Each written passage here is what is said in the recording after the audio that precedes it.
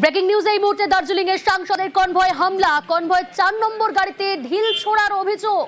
আরো বিস্তারিত জানাবে পার্থপ্রতিম রয়েছে আমার সঙ্গে। পার্থপ্রতিম, দার্জিলিং এর সাংসদের কনভয় হামলা, রাজবিস্তার কনভয় হামলা, কোথায় হামলা, কাদের বিরুদ্ধে হামলার অভিযোগ? প্রথমে জানিয়ে রাখি, ধসে বিধ্বস্ত লোধামা রিমডিক এলাকায় তিনি গিয়েছিলেন।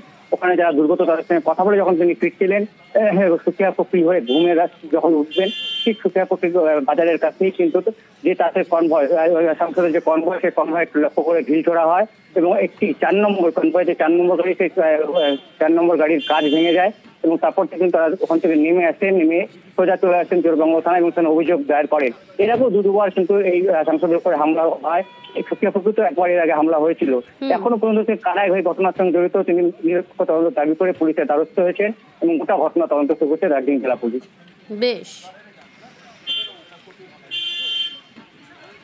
पहाड़ में जो ऐसे तत्व हैं जो ये सोच लेते हैं कि हम किसी को पत्थर मार के भगा देंगे, मुझे लगता है उनको गलत फहमी में नहीं रहना चाहिए। और अगर कुछ लोग ऐसे हैं जो आज भी हिंसा की राजनीति में विश्वास रखते हैं, तो फिर हम भी तैयार हैं। 10-12 दिन पहले किस तरह से सांसद के ऊपर हमला हुआ, लेकिन हम डरने वाले में से नहीं हैं, डट के मुकाबला